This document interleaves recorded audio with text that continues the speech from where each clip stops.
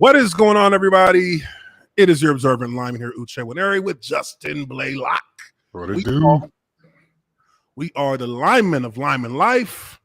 Appreciate you guys hanging in there with us. We started off a little late today.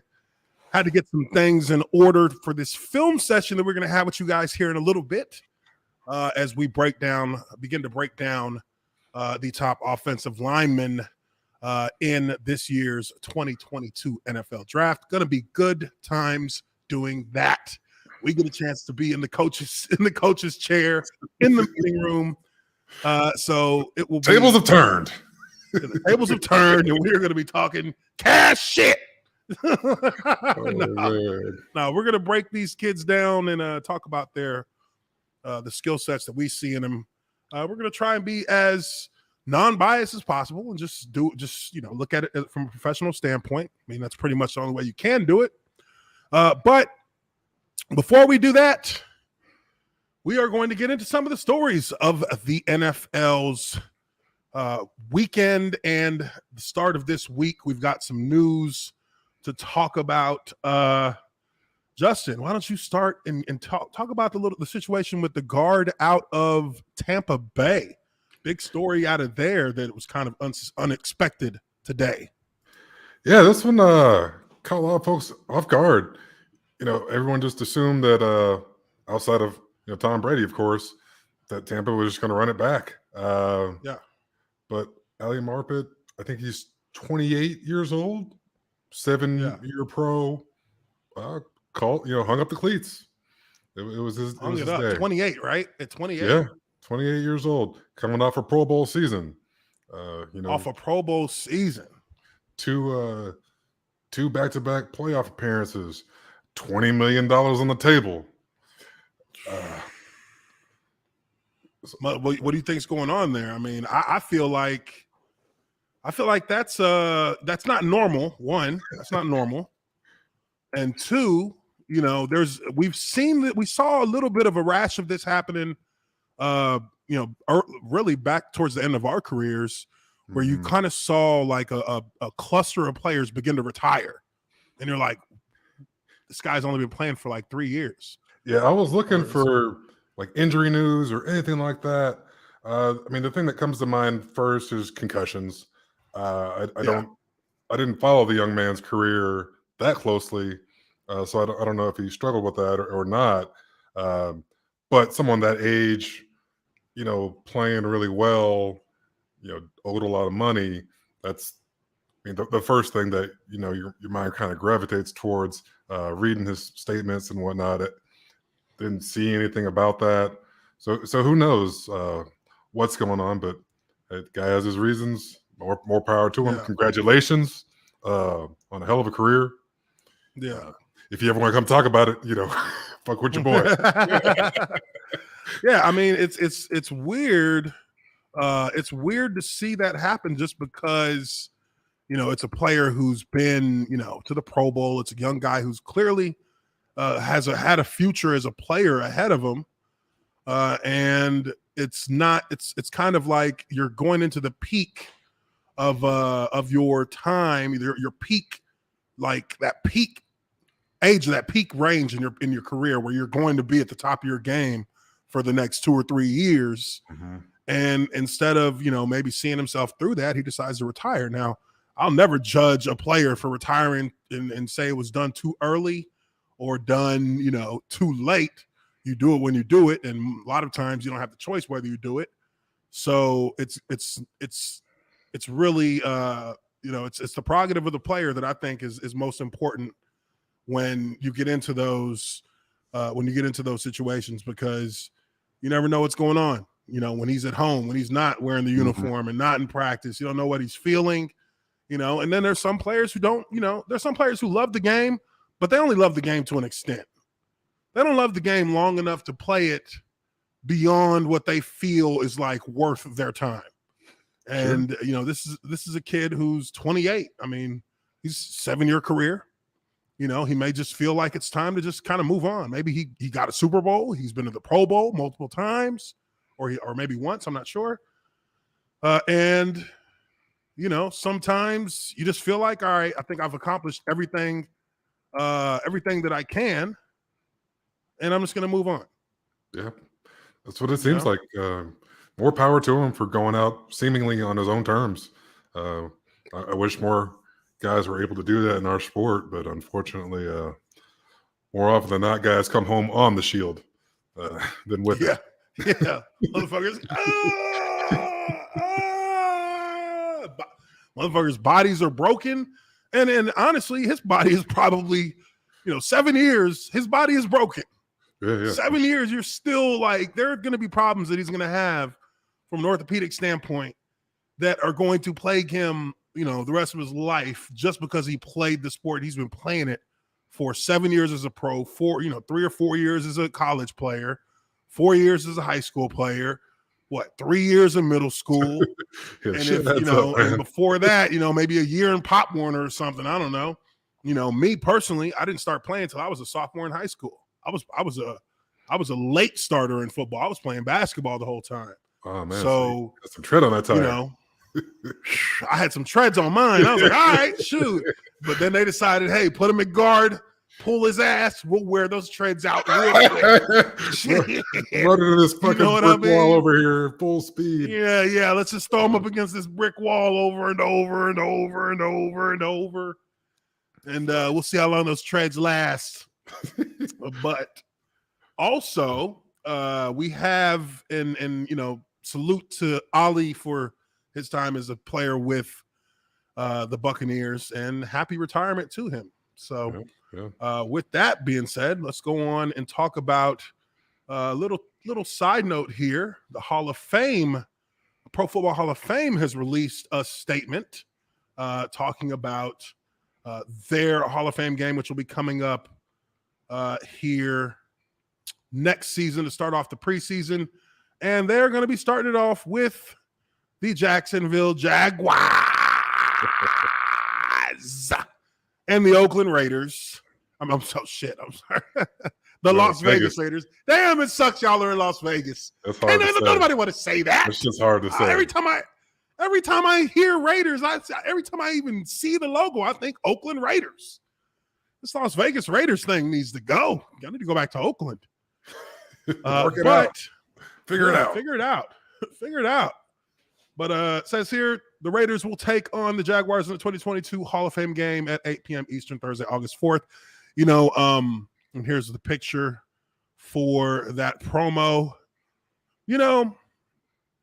I'll be honest. Y'all couldn't get a picture of y'all coach? We ain't got a hit. He ain't got his threads yet. We ain't got him in his threads yet. We're gonna get him though. Don't worry about it. Shoot. Oh snap. That the funny thing about this situation for me is I always, as a player, you nobody wants to play in this game. Nobody wants to play in this game. I know the fans are probably like this. This is probably a great experience to get to go to the Pro Football Hall of Fame museum, see all the busts of the players. I know people are going to enjoy that. That's a fan experience. For a player, this is a massive interruption. You're playing usually, I don't know if it's still this way, but I felt like you played like you went to training camp like a week or two before other teams go, which that is blaspheme, heresy. That is hell no. In the past, it would be, a fifth game, fifth preseason game. Yeah, in the past, it would be a fifth preseason game. Yeah. Now it's a fourth game. Oh, God. You get the extra game still? No shit. So hopefully, the coaches have enough sense to, shift everything a week. So, if you play a quarter in this first game, you're playing half in the second game, and maybe your starters just don't play the fourth game at all. Yeah, you got to keep them out because everybody else is only playing 3. Because now, you'd be putting your team on. You'd be putting a week more wear on a team that has to start the same time as everybody else, right? For the regular season. Exposure to injuries and practice time. It's just a nightmare logistically for Jaguars probably won't be worrying about the playoffs, but the Raiders could be, trying to make a run towards the end of the season, and you'll be wishing you had that extra week off. Yeah, it really is a week more, a week longer season, which essentially it just makes it a very, very difficult trek for even the veteran players. I mean, that's something that you have to prepare yourself for psychologically. I think that, especially if they're not playing each other during the regular season, then I would assume that both teams will probably not even play their starters. I wouldn't play them at all in this and just start them the next week and let them start playing, so you keep them on that one schedule. So this will be a game purely for evaluation of, younger players, your swing players, and then the guys you're bringing on as UDFAs. Mm-hmm. And I would just let that ride because nobody's even, that game's really something about that game is just like I don't give a fuck when I see that game. Like nobody cares. It's like nobody cares when they see this game on. So you kind of turn it into the old fourth preseason game where your young cats are playing. Who's gonna you turn it into that film on some cats. You're playing for the other 31 teams. Maybe you're being evaluated by every team in the NFL when you get on the film, right? You're being evaluated by every team in the NFL. Not just us watching. Every scout in the NFL is going to take a look at this film. But shit is true though. Oh man, it is true. It is true. It's not like it's true in a metaphorical sense because. No, every scout is not going to watch film on me. True. But that film will be available for every team to see. Now, if they're looking for a lineman or they're looking for a running back or a wide receiver or whatever it may be. Hey, you might pop out. You might pop out. That's what it means. You could pop out in front of them on film if you're out seeing someone playing hard. But what the crazy thing is, and this is a little bit of a story attached to it. When I was a rookie, I remember our fourth preseason game. And that preseason game, how it is. That fourth preseason game for the cats who are on the bubble, which is like anybody who wasn't drafted. Yep. Maybe that 7th round pick is on the bubble. Hell yeah. When that for everybody on that bubble, they're taking that shit that the coach is saying about this game dead ass serious. Hey, it's the fucking and I mean, I'll tell you what, dude. My rookie year, and this is so crazy because Jack Del Rio, who was on the show, friend of the show, I remember I started the 3rd preseason game. They had me as a starter, so I was like, okay, what they gonna do with me on this 4th game? I was the whole season. I mean, the whole preseason. I'm thinking that after that game, And on Friday, before the preseason game, Jack reads off. He reads off the players who are not going to dress. Oh, and my name's on there. He's like, "You're not dressing." I was like, "Bitch, yeah, I'm about to get fucked up." Hey, It's like one guaranteed. I'm on the 53. Guaranteed I'm on the 53. And then I saw all the faces of other linemen and then other teammates looking at me like they wanted to kick my ass. I was like, hey, sorry, bro. I ain't got no control over that. Right. So I'm on the sideline during the 4th preseason game wearing sweats. Motherfuckers is over here. Oh, you ain't dressed. I'm like, nope. Ooch, good. I'm good. I ain't got to worry about no phone call this weekend. Right. And, it was my first time, like, really sitting and just chilling and watching the game. And, man, when I tell you that these motherfuckers were playing like men possessed with some kind of rabies, I'm saying late hits. Oh, no. Fucking late hits everywhere, face masks everywhere. Oh shit. We had one dude, damn, I forget his name. I forget his name, but he was a tight end. I forget his name, but this what was his last name? Fuck, I can't remember. He was he was an undrafted guy, and they pointed him out during the fucking meeting the nights before and was like, "You want to make this team? You might have to play both sides of the ball tomorrow." I was like, "Oh no, excuse me." Has he been practicing at the end? Bruh, they had this tight end playing tight end and defensive end in the last preseason game. He got a sack at defensive end. Oh shit! He caught a touchdown at tight end, and they still cut his ass. I was like, y'all fucked up. He's out here getting his ass hit too. Boom, boom. Oh boom. no. He probably got the breakdown at the end of the game too. Hey, I'm telling you, they gave him the game ball and everything. He got the game ball. You know what I mean? And it's that was like how a you curse gonna lie for to us. this man's face? They said it was a really tough decision. We were really at the edge of our seats about it. You saw his name just keeps like blanking in my head, but I'm hearing a little part of it. That's crazy. And you know what? Let me pull up the 2007 preseason roster.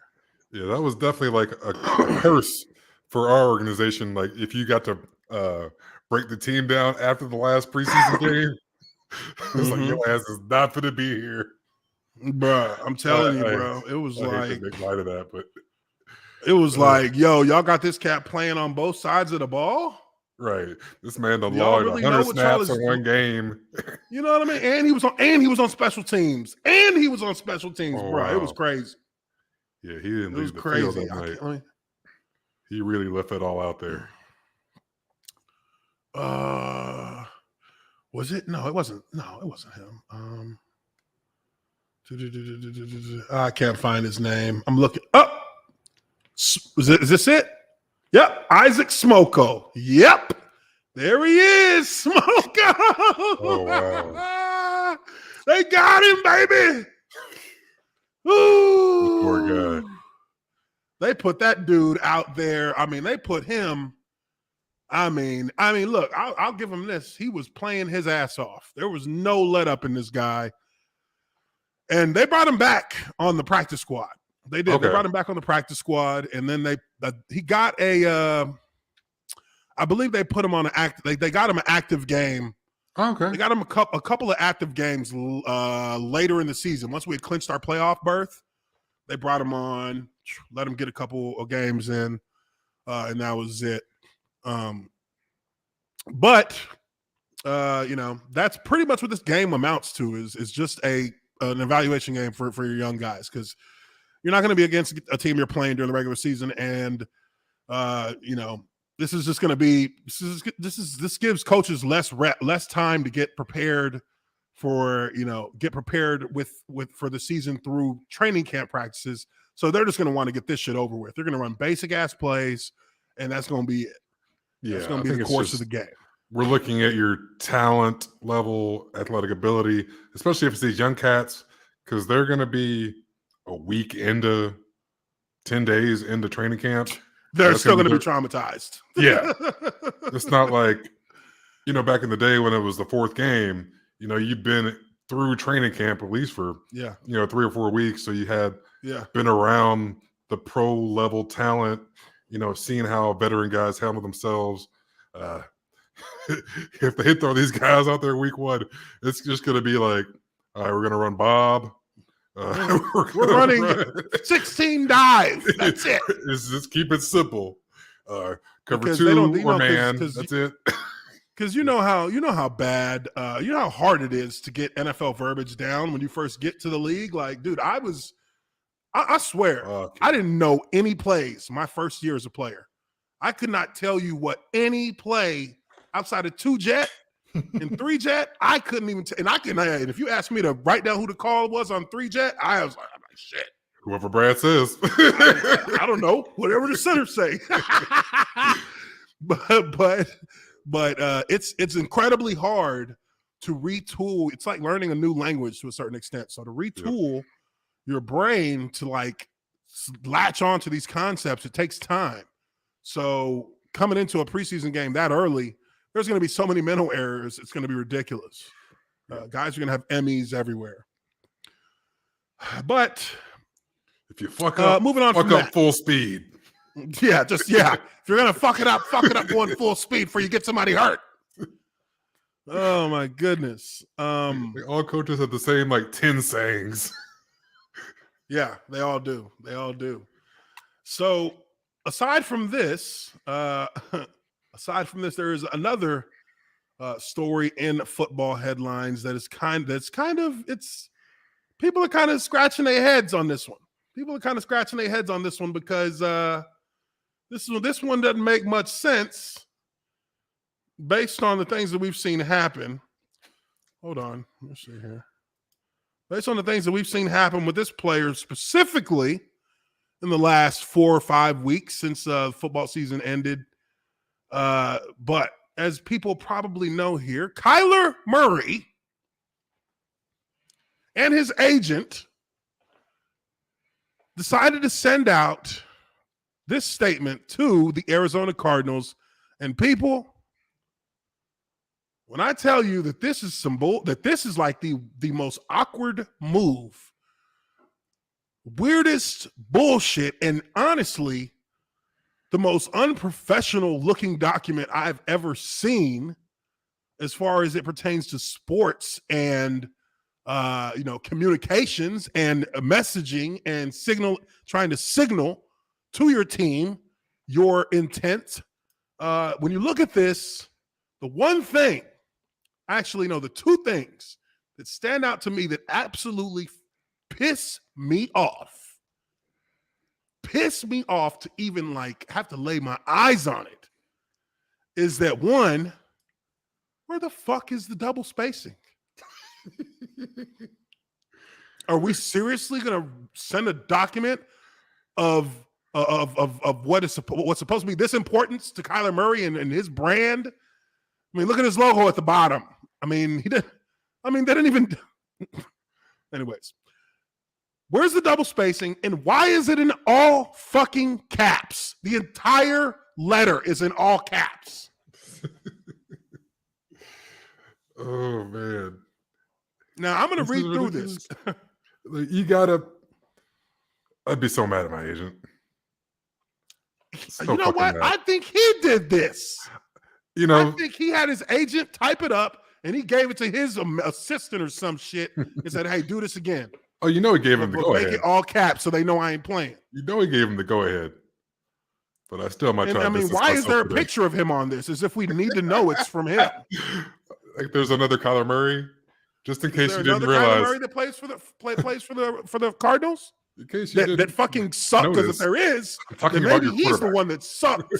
if there is one, he's the one that sucked like a fucking bum. He threw that fucking no look shit out of the damn end zone. When he's getting ready to give up, instead of giving up a safety, he said, "Fuck it, I'll do you one better. I'll give up a pick six." Oh my God! All right, so let's go through this letter. I'm pissed off, Steven. I hate looking at this is confusing because look at that. They don't even know how to properly write a written statement out. Come on. Anyway, these are lawyers. Right. They should know better. Yeah, this guy wasn't a lawyer. The lawyer wouldn't have done this. Statement from Kyler's agent, Eric Burkhart. Kyler wants to be direct with loyal Arizona Cardinal fans and the great community of the Valley in stating his two very important goals and objectives. One, he absolutely wants to be your long-term QB. That is translated to, I need more fucking money. And two, he desperately wants to win a Super Bowl. I'm not going to play, and we're not going to have a chance at the Super Bowl if I don't get more money. That's what that translates to. Basically. Achieving both goals will take incredible commitment from himself and the entire organization. Despite all of Kyler's energy being focused on the future, he is very proud of the franchise's extreme turnaround and competitiveness and success since his arrival. Had nothing to do Does with he forget that they played in a fucking Super Bowl in 2010 or 2009 or wait, 2020? That was 2010. Yeah. That was 2010 or 2010 or 2011, I believe, when they played against Pittsburgh in the Super Bowl. Let us know in the chat, guys, if you guys know. for sure what year that was. 2009. 2009. Got you. Yeah. Alongside his teammates and his coaches, a successful and valuable foundation for the organization has been built. The team and Kyler's individual 3-year track record of undisputed, yeah, and increasingly positive results. I could dispute under the extreme, yeah, except for when it counted the most in the playoffs, while under the extremely challenging circumstances of walking into a 3-win team with the last-ranked offense in the toughest division in football, speaks for itself. See that? Are these periods or commas? Like, what up? The Cardinals are the only franchise in the NFL to have improved by 3 or more wins in each of the last 3 seasons. Kyler was tasked with stepping into a tough situation and named the starter on day 1 of his arrival. He has delivered and exceeded all reasonable expectations along the way in winning NFL Offensive Rookie of the Year, followed by back-to-back Pro Bowls in the ultra-competitive and QB-loaded NFC. Valid point there. Okay. Valid, but it would have been much more valid if that playoff game never happened. Yeah, I don't know if you've exceeded reasonable expectations for a number 1 overall I don't know pick. if he's exceeded them either.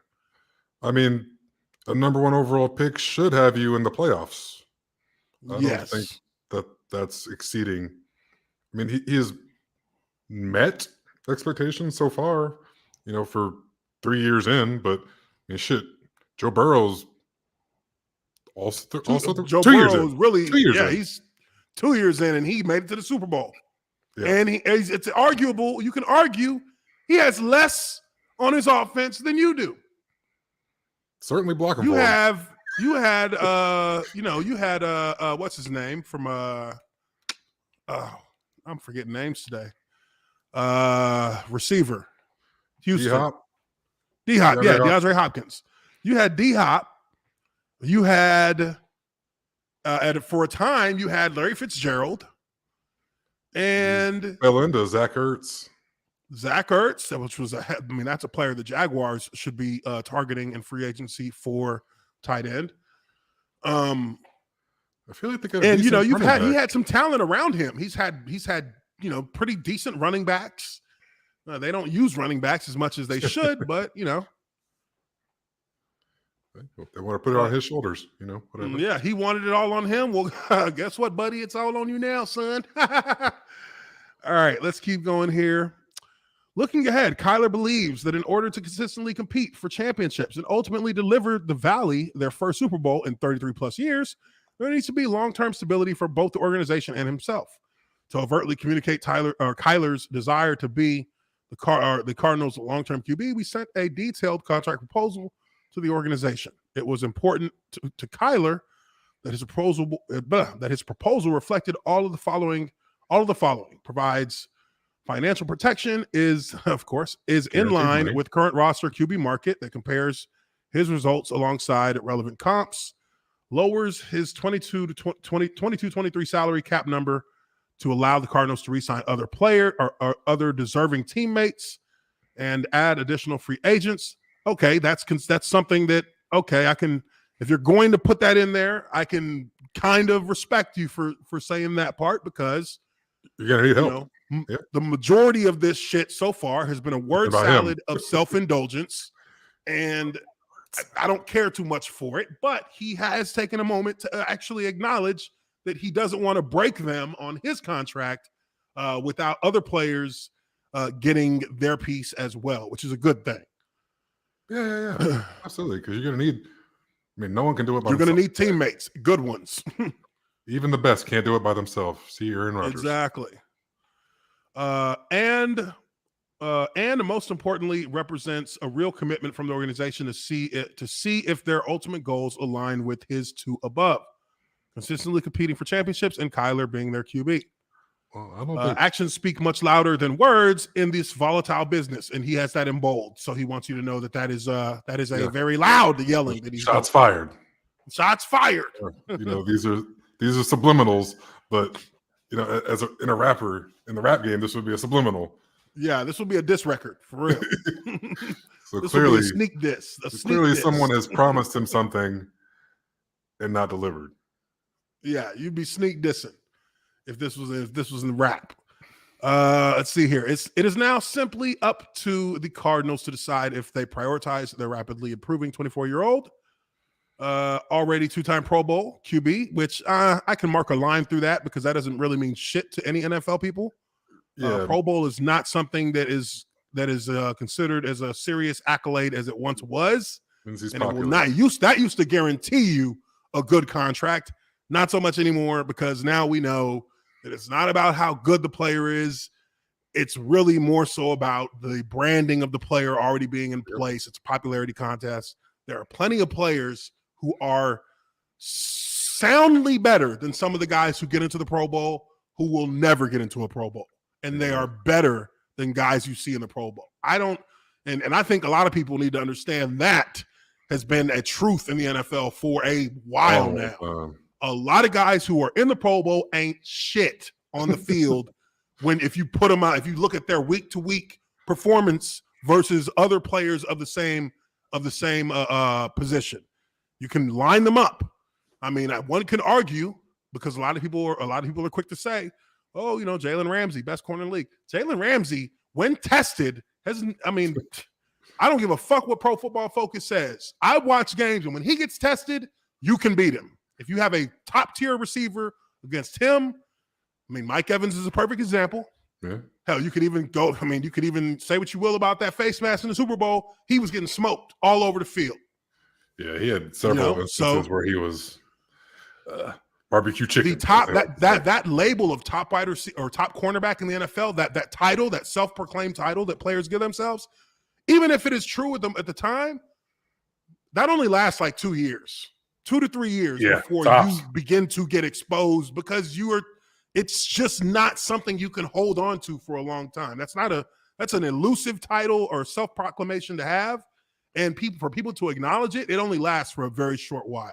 We saw it with multiple cornerbacks. Yeah. If you go through the past 10 years, 11 years of football, I can name to you who all the top cornerbacks were, starting with a guy by the name of Nnamdi Asomugha. Nnamdi Asomugha was so damn good that the Raiders gave him he was the first guy to get like a 3-year, $60 million contract.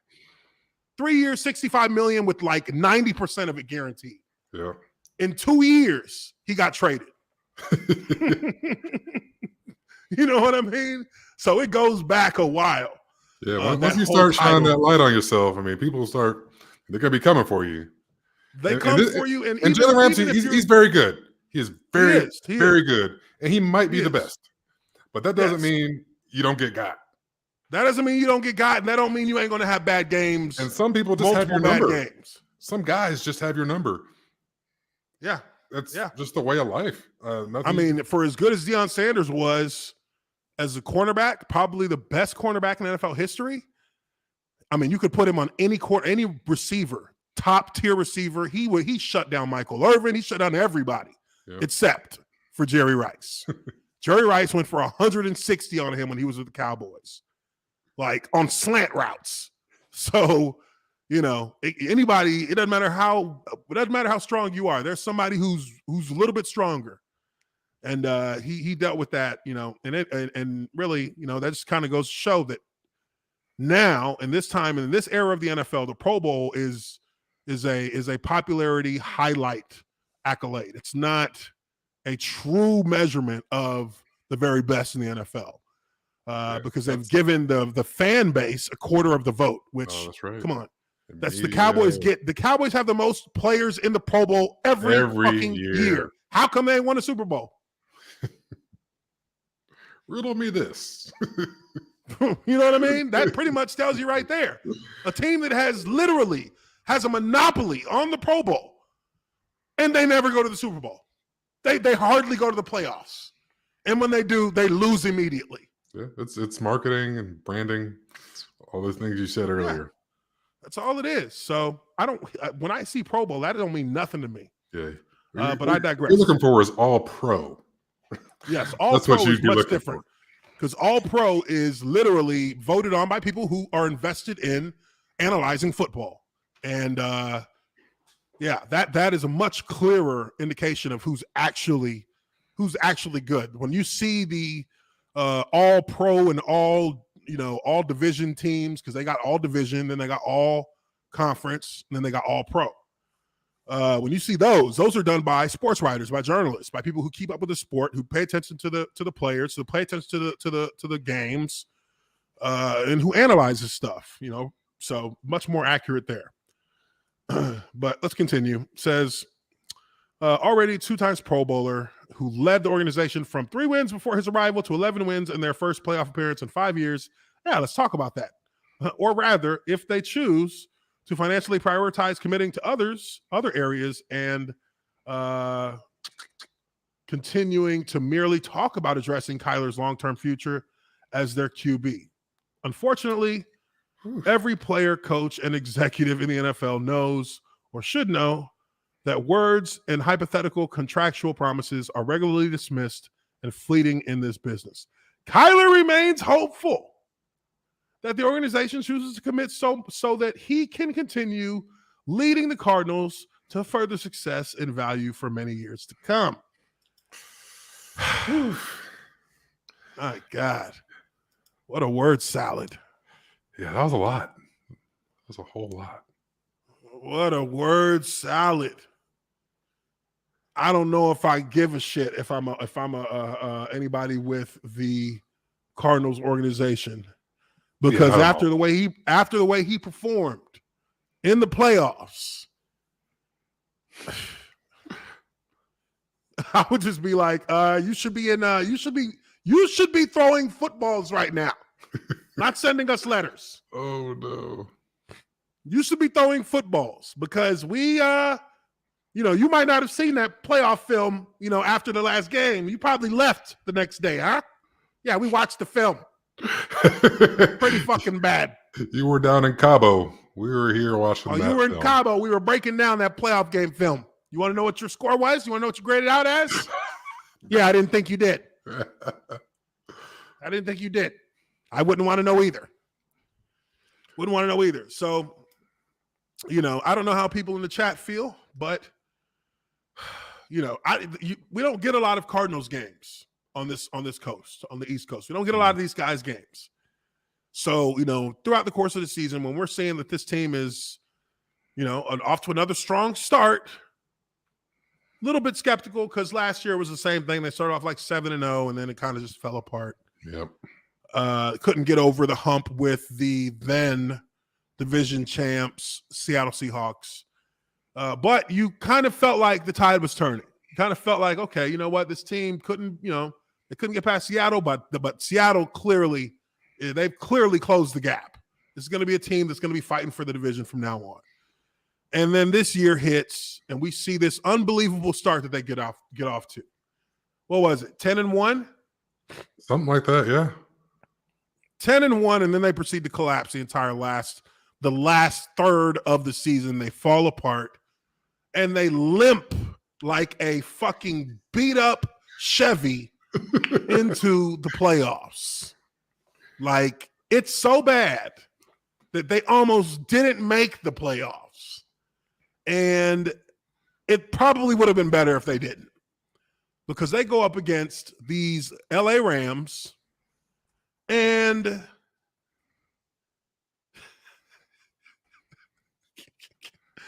they get slaughtered. They get absolutely slaughtered. They look terrible, and a lot of them looking terrible fell on Kyler Murray's shoulders. There were reports that he was completely disinterested and mad in that game.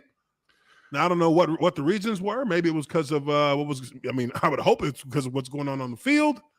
But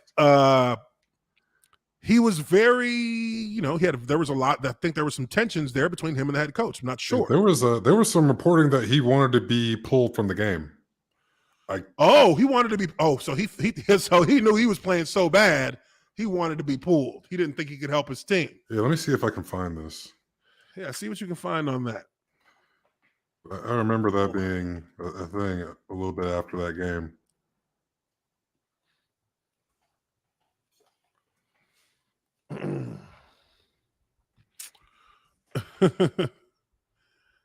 Chat's going in on him a little bit. We are mostly Jags fans. We just want a QB that has any semblance of a reason to put out a statement like this. I guess that's so. I guess at the end of the day, have you found something? Yeah. So it says he pulled himself from the game with 1:05 left. He did pull himself from the game. Hold on. Wow. Yeah, I'm trying to see the source for this.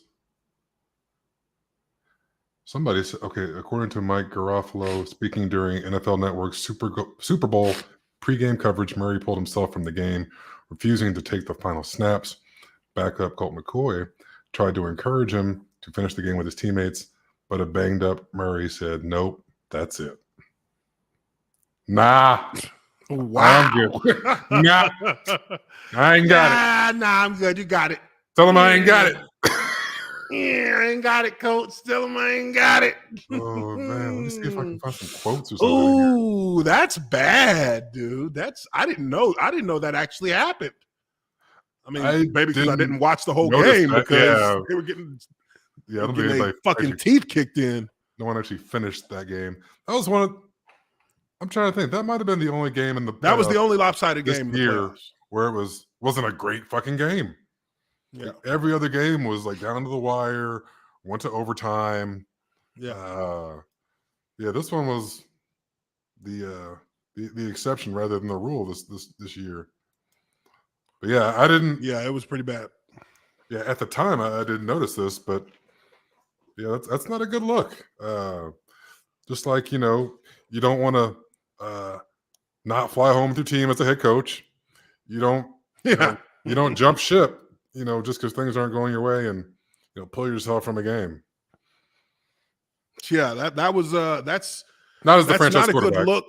That's that's a detrimental look as a leader, because now your leadership is certainly in question. The credibility, the legitimacy of your leadership is borderline dissolved, because that's how quickly it can happen. That's a decision that while some people will look at it and say, well, they were getting blown out, blah, blah, blah, blah, blah. He's young, blah, blah, blah. In the football world, that is a huge statement being sent. And not a good one. Not in a good way. And players will lose respect for you. Coaches will lose respect for you. Owners will lose respect for you. Because when the chips are down and you're getting your teeth stomped in, hey, if we win together, we die. We live and we die together. We win and we lose together. You know what I mean? Like you can't avoid this loss any more than we can. So get your ass on the field and take the last game. I ain't lose. Y'all lost. It wasn't me though. It wasn't me though. It wasn't me. I hope this is a small hiccup in this young man's career. I really like the kid. He's from the next town over from. He's from Allen. That's close to you too. Yeah, he's from Texas. He's from our side of the woods. District 958 back in the day. Yeah. But little smaller. We was 10-5, but it's a little smaller for him. It's all good.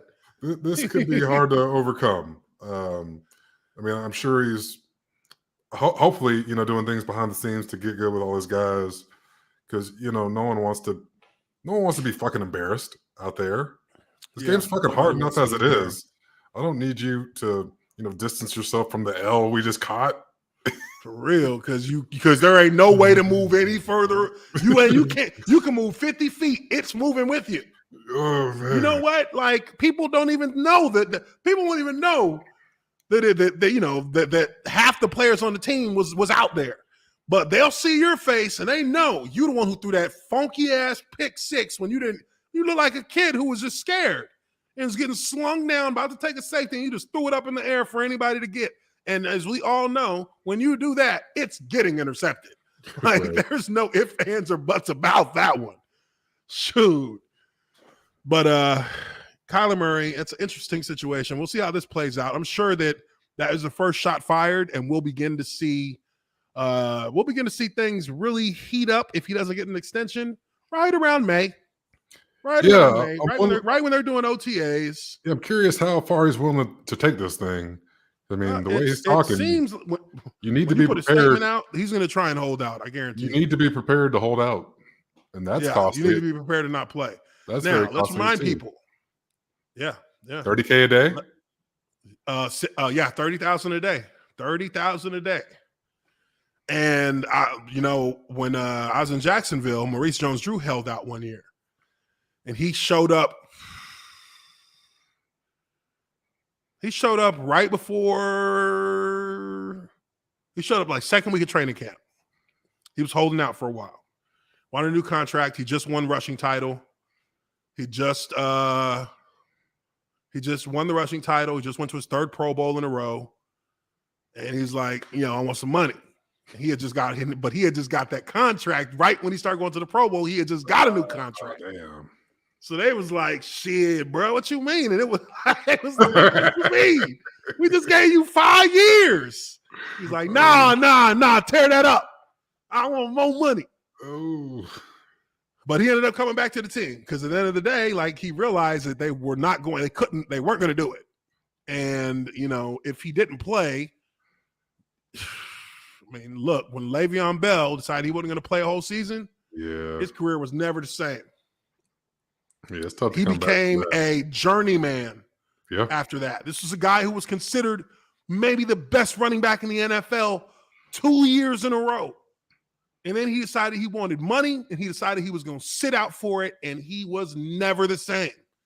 He's a bum, certified now. Bum. And it wasn't because his play, it was because he didn't play. Yeah. So it's one of those things. If you don't use it, you lose it. You got to be strategic with how you try and make your play for those big deals, because it's harder, especially if you're in a position that's not necessarily a premium position. Which hey, sad to say, running back is not a premium position anymore in the NFL. It used to be a cornerstone position in the NFL. It's not that anymore. You can put anybody out there and just really have them run routes because you're not going to run them. That's true though. All right, so let's move on from that. Let's get into this. Let's get into this breakdown segment of the show. Make sure you hit that like button if you haven't already done so.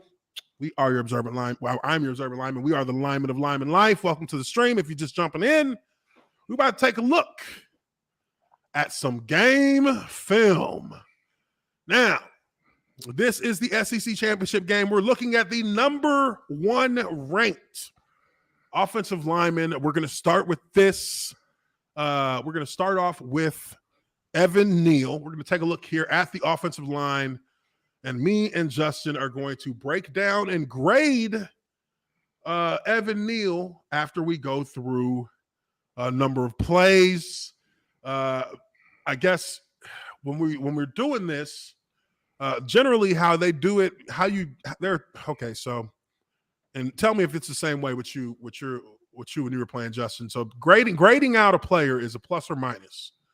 That's what you give. You give a plus or minus. Now, there are a number of things that go into that plus or minus. One is assignment. One is assignment, effort, technique, and result. Assignment, effort, technique, and then the play, whether the play was successful or not, based on the principles of what's a successful play. So for a run play, it would be 4 yards or more per carry. And then you got completions. Then you have you get graded on whether you give up a pressure or a hit or a sack, things of that nature. Those are all put into the grade. So what we're going to do is we're just going to call these. We probably got to keep count here. We're just going to call these plus or minuses based on technique, and we'll explain the technique as we know it and how it's being performed on the field. Because there's a lot of different things that maybe as a fan you don't notice, but as former players, we definitely can look at it and we can tell you what technique they should be using based on the kind of play that they're running. So, without further ado, what we'll do. And also just kind of a reminder: once we get done, are you going to keep count of the pluses and minuses, Justin? Yeah, I can do that.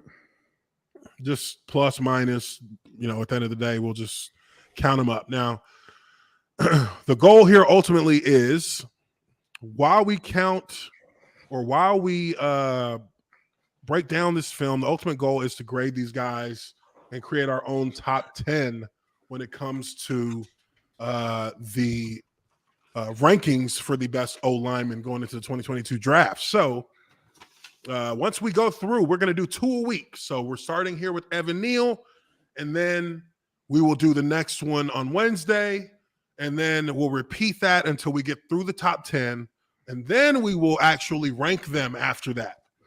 So the last breakdown, after the last breakdown, the following show, we will rank them, and we'll kind of talk about why we rank them what, and we'll do our own ranking. Me and Justin will compare our rankings based on what we think. So it won't just be one ranking, it'll be 2, one from me, one from him.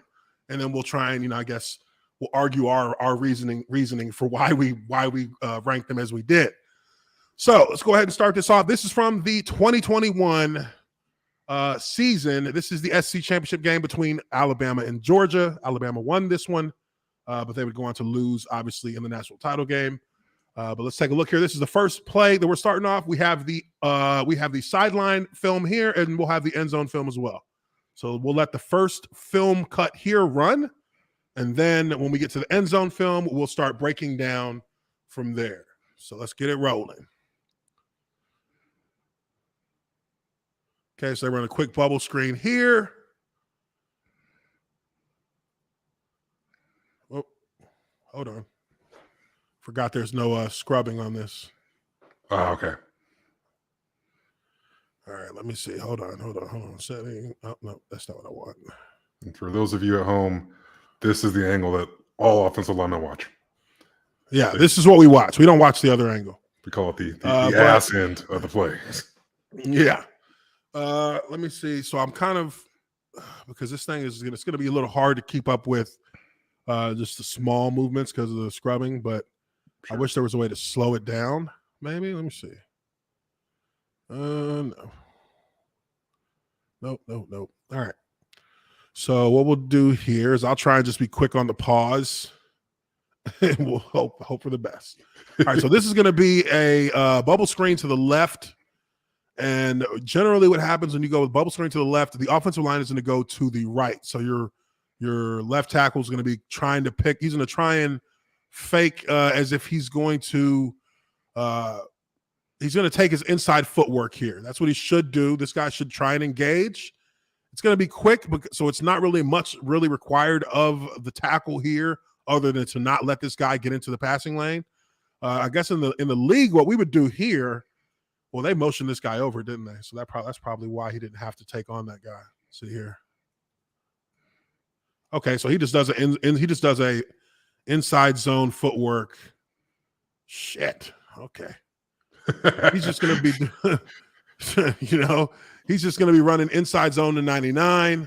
Look like pretty good get off here. Yeah, that's a good angle. He's got his second foot in the ground already. Probably, not so much up on the toe, which that means you're leaning a little bit, but that's not going to really, I don't think that's going to affect his ability to just kind of get in this guy's way. He doesn't need to really block this guy in any particular way. He just can't lose him up the field quick. And your guard here is going to be providing some presence so that this guy doesn't think that he can just take that lane inside of the tackle. But I like the way it starts. He might be he's fine, I guess, but might be a tad high on pad work, but not a big deal. This is essentially a playoff. This isn't really a play that he doesn't really got to do much on this play. Yeah, you can't really fuck that up. Yeah. Short of falling we give down. Him a plus on that. That's like a free plus. We call those free plus. That's a free one. Best play in football. Well, second best play in football. All right, so here. Pass set looks pretty good, at least in the initials. I've always been and as a guard, you're usually in a 3-point stance, regardless of whether it's pass or run. I never really liked the 2-point stance as a guard just because, It's hard to run block in a 2-point stance. That's just kind of ridiculous to me to try to. But with Evan Neal here, I would like to see his hands up, at least one of them off his knees. I always felt like the hands on the knees for linemen it kind of takes away from the readiness. One trick that I used to use, which I didn't realize how good this worked for me until I paid attention to it, was I squeezed my hand and I squeezed my hand open and closed like this the whole time while I was in my stance. My offhand, I would just do this. And for some reason, that made my hands move faster, like keeping the nervous system, keeping everything moving and keeping your hands like in a state of motion. So when the ball got snapped, my hands would be ready. They would just fire off. And if I ever felt like I was in a little bit of a lull and being late with my hands, I would start doing that when I was in my stance. Squeeze my hand, flap my fingers, just keep my hand moving. And as soon as the ball snapped, my other hand would come up immediately. And it would be like, it just felt that much faster. I don't know if that's a psychological thing, but it felt like I was much firmer with my hands, shooting my hands, getting everything ready. When I rested my hand on my knee in my stance, I felt like I was late a lot. And that's why I say that with this is he's got his hands here, and it's just a personal thing for me. So it might, it's not saying that's a rule. Yeah, but I agree. The further you have to move, the longer it's going to take. That's science. Exactly. So also here, I think he has pretty good sets. I think he's got he had good hand placement there. I think that, this is solid right here. I don't think there's any problem with how he's handling that. He's got, I think maybe get settled a little bit quicker when he's in his stance. I mean, when he makes contact, because this is not. Yeah, that's not making ideal. Contact with his arms is good, but his feet here, this is actually not good. Off. You would ideally want to be parallel with the line of scrimmage. You don't want to be turned when you're making contact. So you see where his body's turned towards number 4 there, towards the sideline, essentially.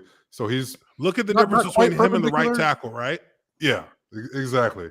So when you're, open up that shoulder, to the sideline there, it's creating a two-way go for the defensive player.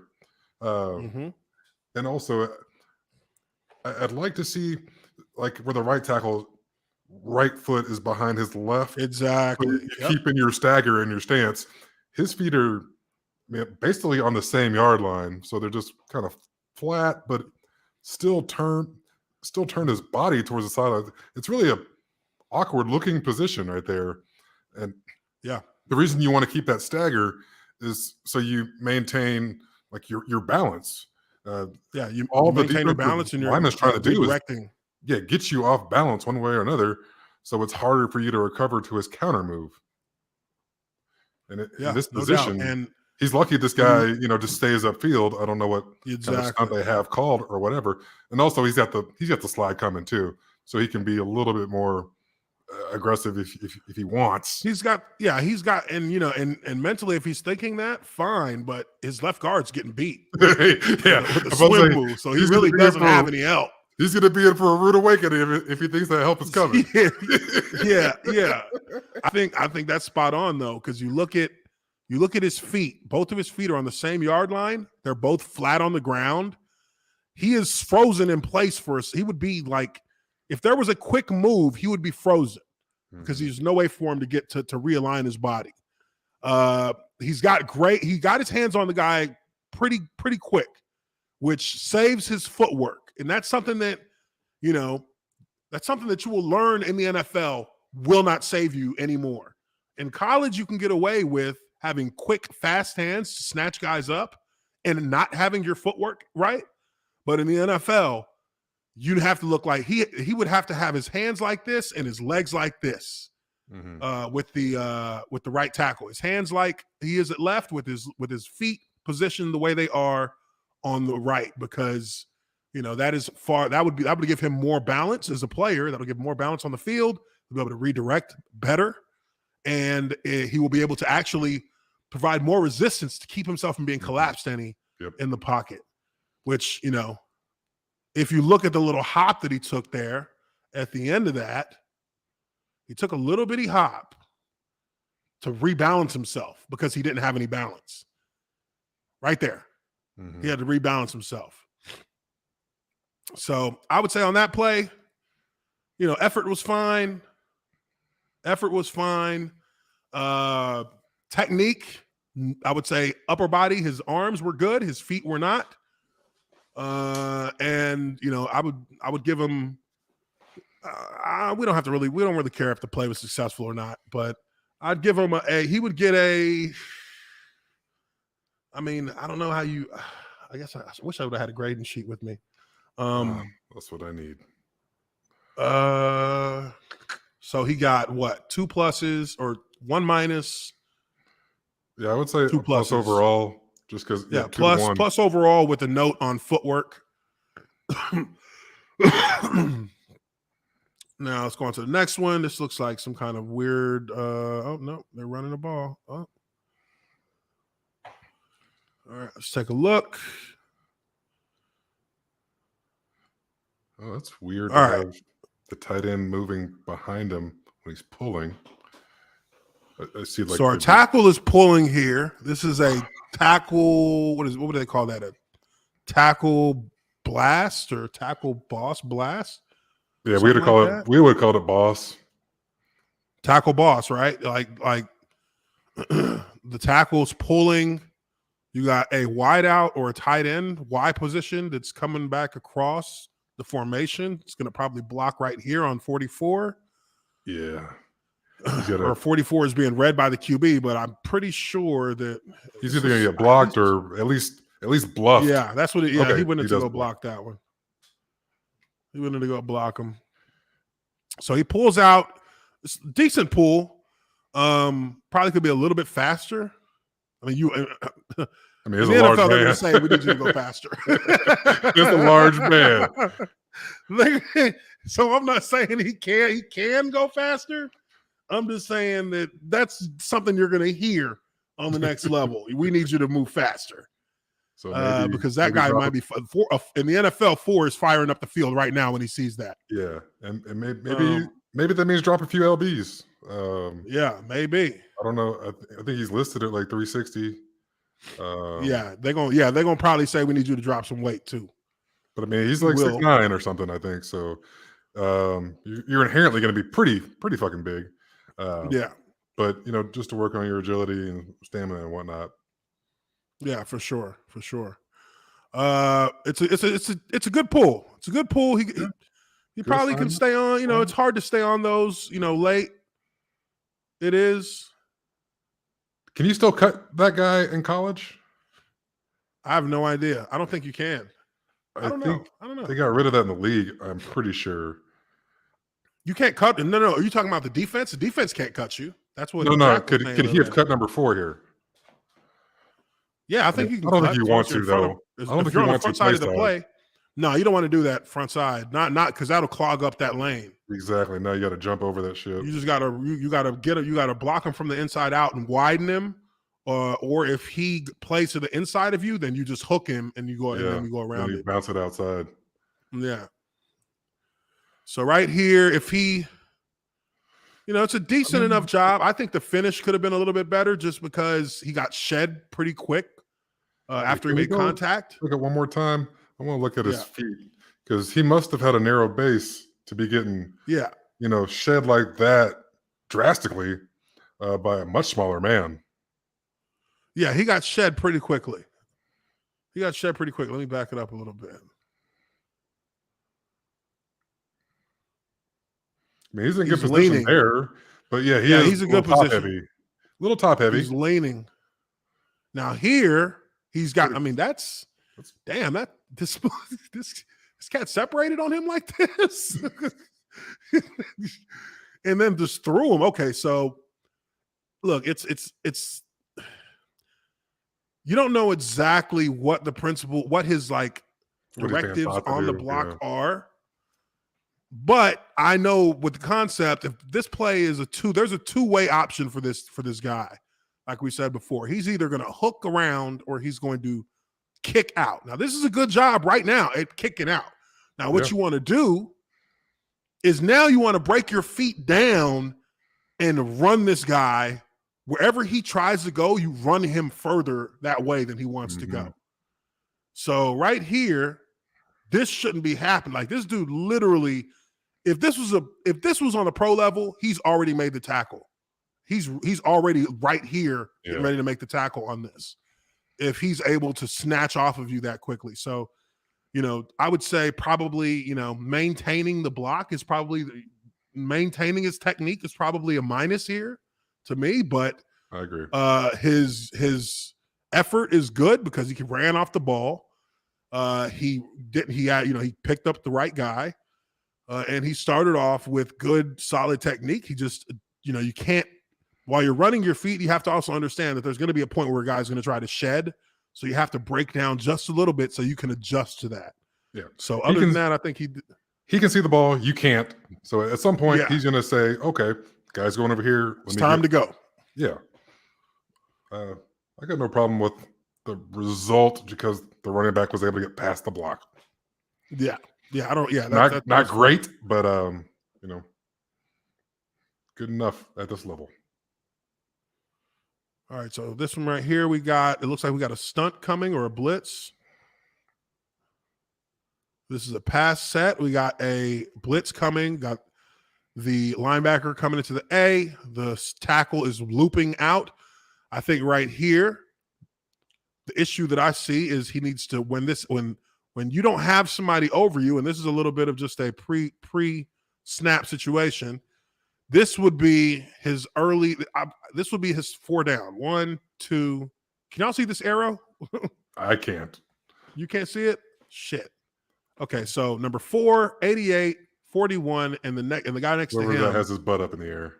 With his butt up in there. That's your 4 down lineman. So these are the guys that the offensive linemen have to account for regardless of anything. And when they blitz, you're going to see that number 4 is going to drop into coverage. 88 is going to loop and he should be looping wide to replace where number 4 would have been rushing to. Yep, is to have contained. 17 is going to blitz into the gap that 88 was in because everybody's still responsible for a gap. And then you're going to see this. I think you'll see 7 come into the A gap here, and then I think they drop back. Let's see.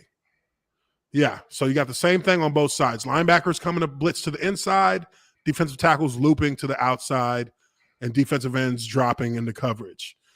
It's a lot of shit going on there. So as an offensive lineman, you have to understand that if your guy goes away, you look to the inside. Yep, someone's got to replace. When you look to the inside, you need to close down that gap because he can only take one of these guys. Now, I think that there was a mistake here for him to not squeeze down. He gives this guy a run, allows him to get a run on the inside, but he does a great job, I think, of recovering. Let's take a look at it. Yeah, great initial punch. Shit. Great initial punch because he was beat there. Part of it is 88 didn't recognize what he had. He should have just cut up right in here. Don't go touch him. He's kind of giving you a little lane there. But this is, again, this is excellent. That is excellent. He's got his feet in the ground. Did one with that. He's delivering the contact. It looks good. I would say that he made it harder for himself than it had to be because he did not close down on that gap. If you close down on that gap, you actually force 88 to run wide of you, but that is good. That is good. The only thing you don't want is for him to get slippery, and then he has all of this space to work with. If he gets a little bit more vertical instead of floating out there towards him, I think he could be in trouble. But I'm not so sure that he realized he had him. I think the left guard was not supposed to take 17 because you see the back. The back goes. The back filled in. Oh, the back filled. So I think he should have stuck with him. I'm not. See, this Let's is take a why it's look. Let's take hard a look because you're because not sure look, like, who's supposed to be doing what. Because if the back takes 17 and the guard stays on 88, now they're both blocking 88. But 16 comes late, so maybe one of them could peel off on that guy. But I can't believe that you'd be assigned to a safety essentially. I think the back no. should have him. I think you might have something there because the running back is going to take first threat and he's going to take any A gap threat in this situation here. Any blitzer, he's going to take the inside guy because you're in the gun. The offensive line is supposed to pick up the D line here. So in the anything gun, that the O line does. Yeah. Go ahead. Anything that if you have so 4 drops into coverage, you only have responsibility to help back to the inside. Mm-hmm. You don't have anybody in particular that you're supposed to pick up, but you have to squeeze down to help. And here, he does that. He does that to an extent. His guy drops off, he comes back in. I think maybe the guard, and he's not wrong here because I think Neal is right. He's doing what he's supposed to do. Look inside. I think Neal is right here. I think our left guard. Both be on 88. They both should be on 88. I wouldn't get mad necessarily at the guard for taking this guy if he doesn't think that the running back is going to take him, but he should know that. Then if he does do that and the running back takes this guy, then he should come off of the running back's guy and go back to help because there's another guy coming here. It looks like there's another guy coming at 16. So this is what I think. You should know if the running back has that guy or not. Yeah, I think you should know that. You should know if the running back has him because the running back came decisively. It was not even he didn't think. He was ready for that guy. You're in the gun, so there's no need to squeeze on an A-gap threat. With the running back there, you don't need to squeeze with an A-gap threat. We would only squeeze on an A-gap when the quarterback's under center. So he should have stuck with 88, felt the bump from Neal, and then gone to help further inside. At that time, the backs man probably would have been past him on a different level, but he could have been in time to block 16 there. So I think the guard probably had a missed assignment there. Yeah, I think the guard might. I think he get an Emmy for that too, because because where the running back. That's what the protection is set on. Whereas the running back blocking, you got the running back is going to block to the opposite of what the O line is blocking. So if my defensive end loops out wide. And when I was a rookie, that would have been hard as fuck to because technically the way it should have played out on that play. And let me did we switch plays here? Let me go back. This is the next play, I think. Technically, the way this should have worked out, and it's a weird thing to say this for somebody who doesn't understand how picking up blitzes works, is when your guy loops, you go with him, you go with 88, and 88, left tackle, left guard, take 88. 88 is blocked up. 16 is coming. The running back has 17. The running back fills in and takes 17. The center takes 7. And then the guard or the tackle will come off to take 16 at the very end. So you're not actually taking the guy who is threatening immediately. You're taking the second guy who's threatening. So he should have had it. Oh, shit. What did I do? I think you went back 2 plays. Yeah. This is it. So he should have been right here with his eyes right here. Running back takes him. Guard takes him. I'm sorry, y'all don't see the arrow. Shit.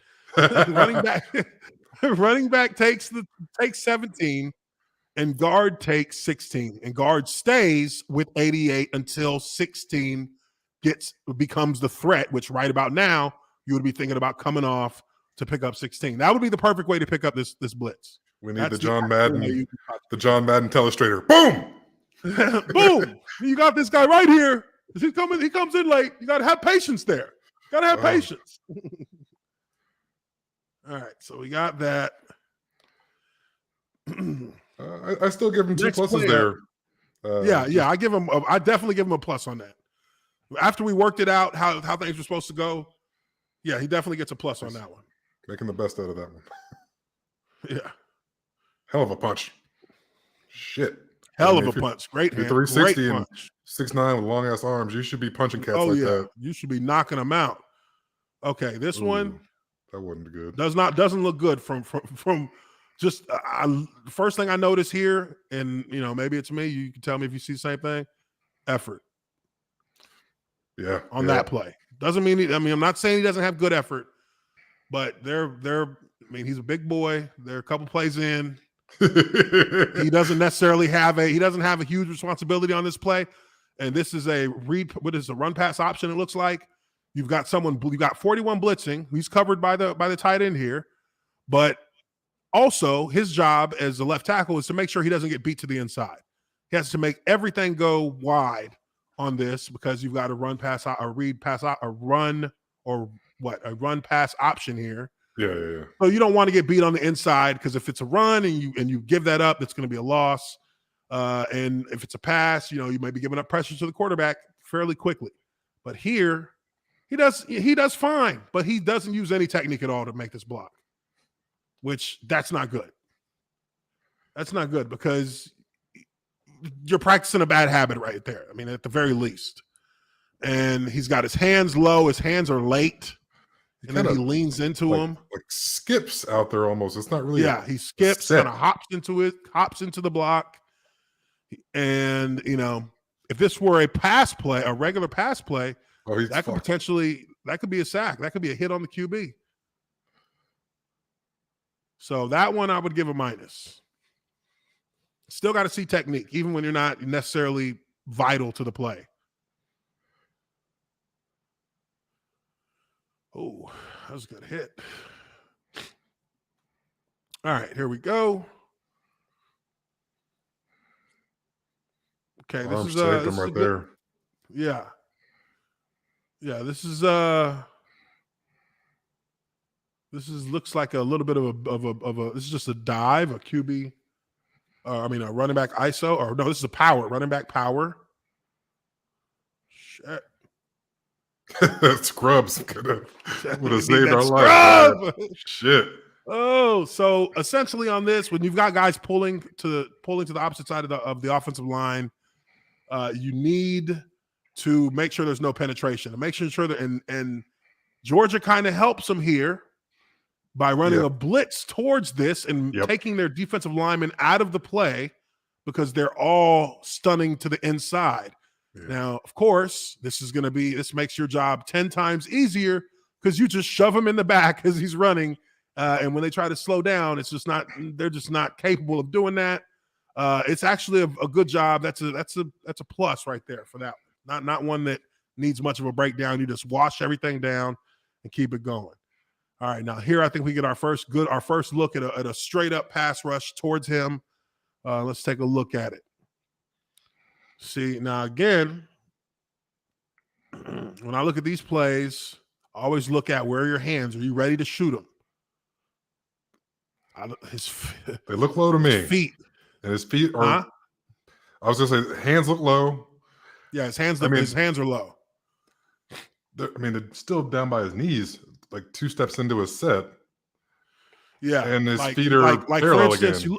For instance, you look at the center, right? Like the center's got this is a protecting hand right here. He's protecting anything coming from this side. But his other hand is up at his chest, ready to take on a defender. And as a tackle, the hands have got to be ready to go. They always have to be ready to go because you are going to be facing the best athlete on the field, usually at the left tackle position. That's who you're playing against. But the thing is you want to have your hands ready to shoot. And the only way you can really have them ready to shoot is to have them like stationed up near your chest like a boxer. Like that's literally where you need them to be. So you can just shoot one at a time, or you can shoot 2 at a time. You can use different combinations for making contact with a defender based on, where they're at, based on your position against them, how what angles you have. It's really like there's a lot of varied ways you can take on a defender with your punches. And once you get good at it, you start plotting. You start being like, shit, I'm going to get him with a little fake punch on this one. The fake punch was one that always was like, hey, don't do that shit unless you are unless you got a degree. You gotta be like that's Jedi graduate, level. That's graduate level. Yeah. That's graduate level. But when done right, you can make a guy look like a complete fool. When done right, you can make him look like a freaking clown. You just shoot their hands out like, and then bring him back, and then he swings his arm. And he's and then on the ground. Him up. Bitch, I got you. So, you know, but you got to keep your hands up and have them ready. A lot of defensive linemen will look at that on film and say his hands are late all the time. So I can beat him with a long arm. Yep. I can beat him with a quick stutter to the outside and jump inside. He's going to be late. He won't be able to redirect. But here, his hands just look a little bit low. Now, I mean, even he still got a good initial pop on him, but now look who's in control of the pass rush. The DN's under him. You can see that now because now he's being lifted up a little bit. His back is straightened out. This defensive end is getting a little bit of a lean into him. He's got a hand on his arm trying to pull that arm down. Now, the defensive end's hand isn't necessarily in the prime position to make a play off of it. He's a little lucky there. It looks like he got him with a nice rip down to pull that arm off. Let's take a look. Nice. Yeah, he's a little lucky. The 44 misses his left-hand punch here. It's kind of up over. It's like over glancing his shoulder instead of under in the V of the neck. He's got his hands in the V of the neck. Now, if he lands that, I mean, he could be in trouble. But you know, ifs and buts, candies and nuts. For real, ends up being a good job of protection here. Good protection. He's long enough where he's still maintaining contact with both hands here, which is, I mean, I could have never done that. Yeah, I mean. Some things are just God given. He's got the long arms. He's going up against a bull rush. Now he takes a little bit of a shock, but see, he gets his legs in a better position, which really, how when he hops to get in a better position, how he ends up back in the stagger. Just stay there. Stay in the stagger the whole time. You don't have stagger is where that's where he's going to have some strength, and he does a good job there, ripping to pull the guy down. I mean, that's strength right there. That's just brute strength that he used to get himself out of that one. But I'll give him a plus on that. That's balls. I'll give him 2 pluses. Huh? So that's balls. That's balls. Yeah, that is dangerous. When you do that, you got to give up some ground. And you got to give up ground. And if it doesn't pull him to the ground when you do it, he is going to finish running you into the quarterback. Right. It becomes tricky. It gets a little bit tricky if you don't get his ass snatched good. Plus for assignment. Yeah. Plus for assignment. Plus for effort. Plus for technique because he used that rip.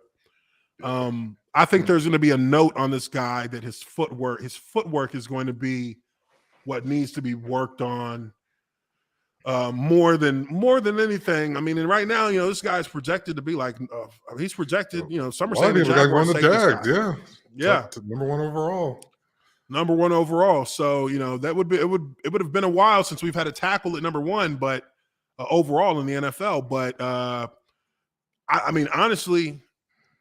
I want to see a guy, if they're going to take this guy number 1, I want to see a fucking mauler, somebody who's mauling, because the run, he's going to have to be somebody who participates in the run game. Oh, and, no question.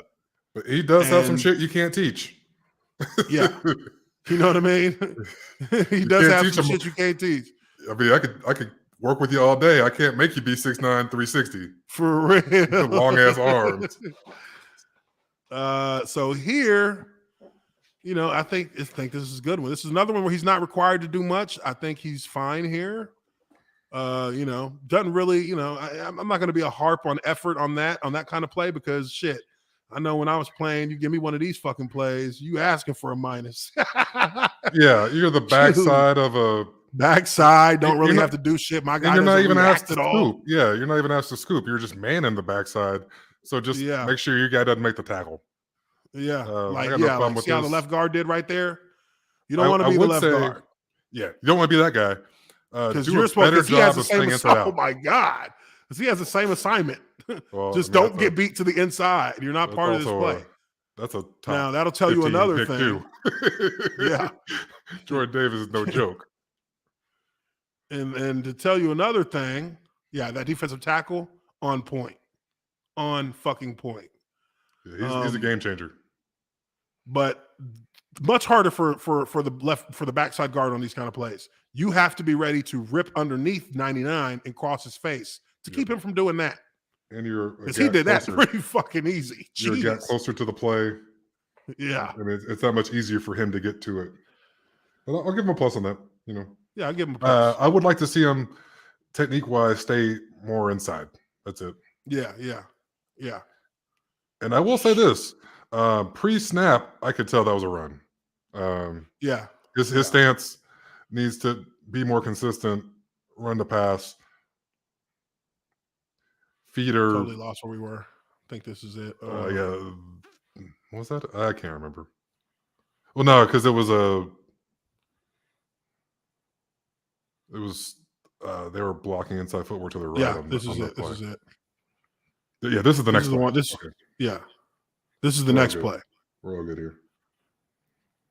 All right, so here we get another blitz. This looks like it was a blitz coming from the right side because your D-line, or no, it looks like a D-line stunt to the right. So, no, this is a blitz. So they're bringing somebody off the edge because this guy 4 dropped, or the defensive end here dropped on the right side of the screen. So we got him going up against 95 here.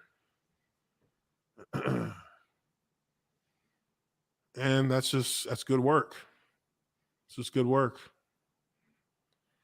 I don't really see anything. He sits down on him, blocks him. Good finish. Yeah, good finish. Good finish by him. I wonder why he's in a 3-point stance here. There's no play action. Yeah, that's a tell. I'm for not sure play. What was going on there. I would like to see him get a little more vertical when his guy drops like that, because you're counting on your guy to finish his loop. Now, this guy, I mean, at Georgia, he's going to get motherfucked if he doesn't have contain. In the league, a cat might see him. He's going to pump that gap. It's like, oh man, I should be out here with contain, but this cat's not in the right spot. There's enough. In the league, you're going to see. Yeah, you're going to see 95 is going to see this area here. Anywhere they see green like this, they're going to try to go to it because they feel like the more space that you open up and give at the tackle position, that allows them to be more versatile with their rush. So while he feels like he's got to keep him going outside, a lot of players would in a step or two before this would have planted and spun back in. Yep. Now this is being really nitpicky on my part here, and 99% of guys in college are big. I mean, hey, you better get your ass, to contain the quarterback. So you have to rush outside the widest man, no matter what. But like Uch was saying, guys in the league are going to be good enough to, sometimes you cut a corner or two here and there because you're athletic enough to. Hell, there's a lot of grass there. Like Von Miller. Von Miller's taking the inside on this. Yes, no question. Von Miller's taking the inside because he sees that the guard is occupied and that this guy is so wide out that there's space to go inside. He's going to take the inside, or he might try and run the hoop on him and get wide quick. And he can also outrun the quarterback. So he can catch the QB, so he ain't even really worried like that. So if he does go inside and the quarterback breaks the contain, he can just run him down. This cat from 95, I'm guessing, probably couldn't do that. Yeah, so we'll give him a plus on that, just because it's not a plus. I'm being very nitpicky. Yeah, but you're talking about a number 1 overall pick. Yeah, big investment. Yeah, big investment. A franchise builder. Now this one here, this is a play action, I believe. So okay, so we got the square stance again because it's play action. That might be. He might be using that to his advantage. Oh no play action! God damn it! Oh, here we go. Oh, here we go. No play action here. No play action here. Yeah, you're going to see. Yeah, you're going to see 95 is going to see this. This is a play action, I believe. So Okay, so we got the square stance again because it's play action. That might be. He might be using that to his advantage. Oh, here we go. No play action here. Hold on. No, that's not the one. Oh, I think okay, this is it. Was this it? Yeah, no play action here, but he gets shed pretty quickly here, which he is ends not up very on the good. ground, which is never good. Yeah.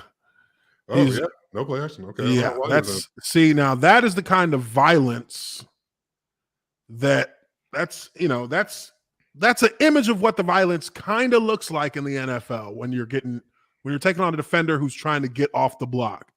He's gonna hit you. He would have been shedding right now because he sees the quarterback. He sees the quarterback back there. He's gonna try and shed and get wide, or usually, here he would try and shed and get wide quick because he sees that now.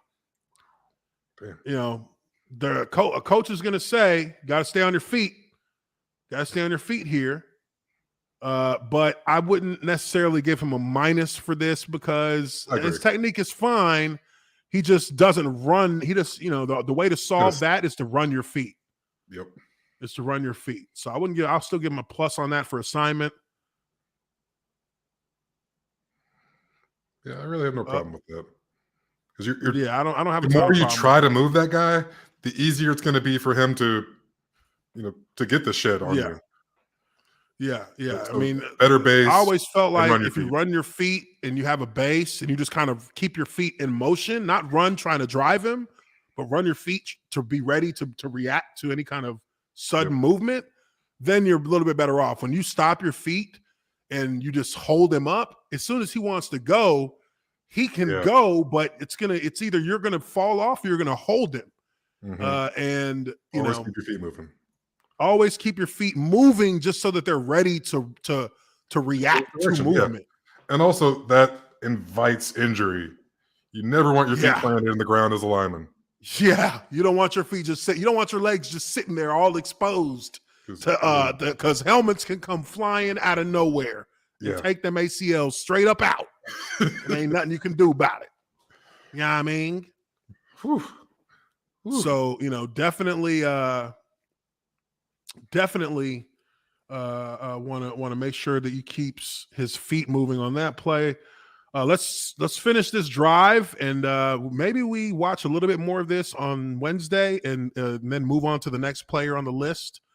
After that, we'll see how it goes. Once we get to the end of this drive, because we're not going to watch the whole game's worth of film. But we respect you guys more than that. But we'll take it through this first drive to give us a good look. Everybody's never mind. We got wait. I did kind of skip that play. Yeah. Well, we can finish. Let's take a look here. Let's see what we got. Okay, it's pretty good. Like that. It's pretty good. It's pretty good. I think that maybe I don't know. This is weird. Maybe I'm off on this. I feel like his feet are just a little tad slow. I feel like his feet are always a little bit slow. Mm-hmm. They look. I mean, but then I forget he's 6'9". Like it's kind of. There's not too many cats that are going to be. Can we go back to it? This is the next drive. I think it's. Is it this play? Yeah, this is it. Yeah, sorry. Let me go back. No, you're good. No, did we miss that play? Oh no. Okay, that was 2 plays ago. Yeah. So that's what. Oh, that's just a fucking naked boot. Here we go. Here we go. He keeps ending up like perpendicular to the line of scrimmage. He turns his hips. He turns his hips open too early. Like you should never be turned to the sideline by your second kick slot. Mm-hmm. Like if you're going to get in this position, it would be like your third, fourth kick slide because you're running up the field. Generally, you want to be square to the line of scrimmage until you make, until after, when you make contact, then you can, there can be a widening because you've gotten the physical contact. You're able to push the defensive end. You're able to steer the defensive end and run him upfield. Then you can open up and you can, and everything's fair game there. But initially, as a rule of thumb, in your pass sets, you want to have a square. You want to have a square posture because you do not want to give up a two-way go to a defender. When you are squared, you have the full force of your hips and your hands at your disposal. When you open your hips against a rushing defender, everything to your outside is useless. Mhm. Because if he makes a quick move onto your outside shoulder, the only thing you can do to stop him is run him up the field, and you have to open your hips. And a lot of times, by the time you open your hips to run him, they're under you and they're cutting the edge as hard as they can. So you just end up either falling off or just running with them into the quarterback. And I'll make a little quarterback sandwich because he's cooked. You know what I mean? So I think he could do himself a favor by trying a left hand lead punch, because by throwing the left hand the double right there to reach him with his right hand, he has to turn his whole body in order for that right hand to touch that guy's inside shoulder. So I think that's yourself a favor. That's keep the hand up, to catch the inside move if that comes. Exactly. Yep. But if he punches just his left hand here, and he's a big motherfucker, he doesn't need two hands every single time. He doesn't need both his hands. He doesn't need them. He'll get good enough. And that's the thing. We talked about that. And it'll turn. You do it like a boxer sometimes. That's your jab. You jab him. Exactly. Bang, bang. And then when he tries to redirect, you catch him and snatch the inside of his shoulder pad. Yep. And then you re-engage with your left arm. Yeah. And you've got him under control. Yeah. I don't have to stop him in his tracks every time. Sometimes that's not gonna happen. Just the jab's good enough most of the time. And he's big and strong enough, he'll be able to stop guys. Or not even stop. You don't need to stop. Redirect guys with a one-hand punch. Yeah, no, you're 100% correct. 100% if his feet are right. If his feet are right. If the one-hand punch will help him keep his feet right, because it'll force that left shoulder to stay square while he's punching. And then as he feels that guy's body weight when he punches and he widens him with it, he continues to stay square. He doesn't turn at all. Yep. Now, if that guy tries to redirect inside, then he can he's got the right hand across the line of scrimmage, and that makes it. And then that's a perfect block. You don't have any problems with that. Here, I think that has been his main issue that I've seen so far, has been that he opens his hips entirely too much when he's pass setting. He turns to the sideline, which is given too much space. I mean, if you look at the line here, this right tackle has continuously done it right. The right tackle that's what he's supposed to look like right there. He's redirecting to the inside. He's flat to the line. Everybody's kind of, you can look at the line here and see everything's flat across the interior three to the right tackle. But if you look at the left tackle, there's like 6 yards of space in between him and the left guard.